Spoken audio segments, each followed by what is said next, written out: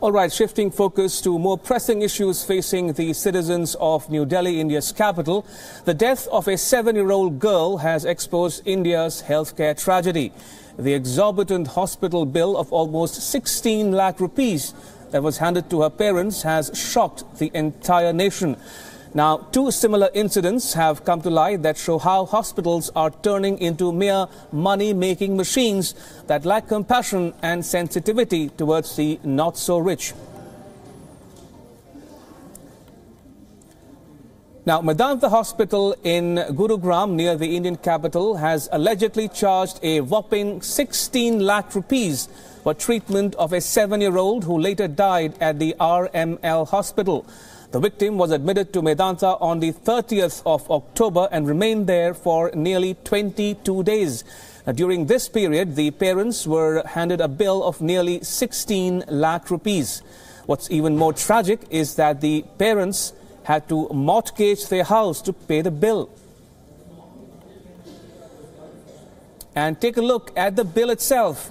2,86,000 for the ICU, 85 visitation charges by doctors for about 63,000 rupees, 1,22,000 for anesthetical and critical care charges, 1,25,000 for pharmacy lab tests worth 1.5 lakh rupees.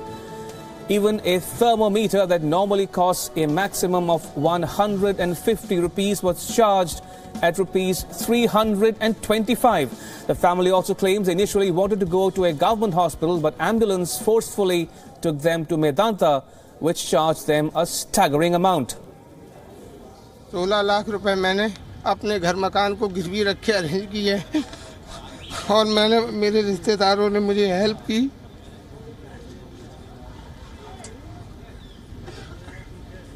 उस तरह arrange करके हम बहुत गरीब थे, बेटा बचाने के चक्कर में भीख मांगे। Meanwhile, in a series of tweets, Medanta has defended itself. They have said that their bills are absolutely transparent and can be checked by anyone. We are at Medanta Hospital in New Delhi, and it's one of the branches is in Gurgaon. In Gurgaon branch of Medanta Hospital, one patient came from Gwalior, and that patient was charged for more than 1.5 million rupees for the treatment of a very basic disease, which is dengue. And during the treatment of dengue, the family of the patient was charged for more than 1.5 million rupees, which is a humongous amount which has been charged by the hospital. Finally, the child died, and the father of the patient, he collected the money by mortgaging his house and collected some money from his family members for the treatment. However, the kind of treatment that he received, he was not really happy with it, and the ambulance which brought the patient at the hospital, that ambulance person, the driver of the ambulance, insisted that he should bring his child at this hospital for the treatment. Finally, he took his child to some other hospital, a government hospital, but he couldn't save his child, and he finally complained about overcharging of more than 1.5 million rupees, and also he lost his child.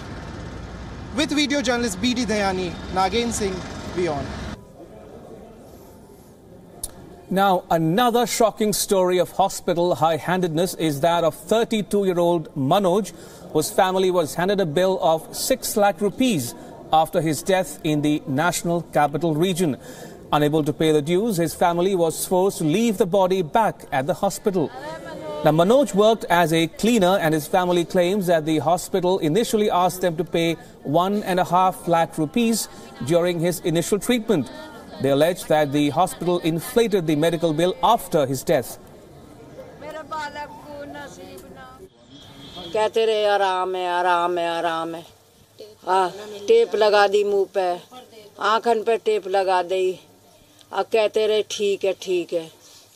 और कल कह दी नहीं, अपने पैसे जमा करो, जब अपनी बॉडी को ले जाओ। कितने पैसे जमा करने के? 11 लाख। गरीब आदमी है साहब, हम कहाँ से करते? Now, this family then approached the district administration, and following its intervention, the hospital agreed to resolve the matter and deducted some amount from the bill.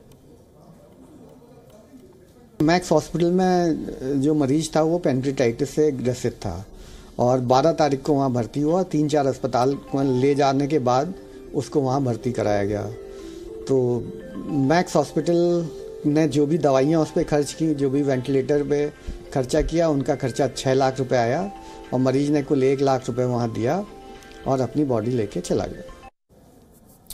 So now in the wake of these incidents, the Union Health Ministry has urged all states and union territories to implement the Clinical Establishments Act.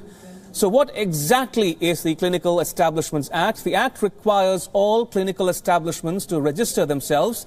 It provides a set of standards for treatment guidelines for common diseases and conditions. The only exception is clinical establishments run by the armed forces. Now, the Act cannot be directly applied to all states. States must adopt the law by passing a resolution. Now, so far, the law has been implemented by 7 states and 6 union territories. But medical experts say that the problem is not in legislation, but in political will, as the Act faces strong opposition from doctors across the board.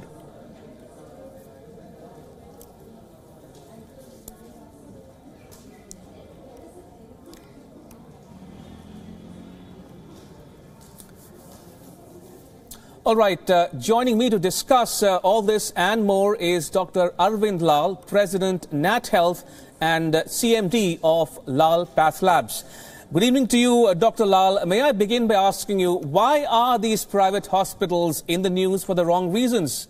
What's wrong? A great step to regulate the prices of these hospitals. First of all, the government should sit down with the private industry and see what the prices are.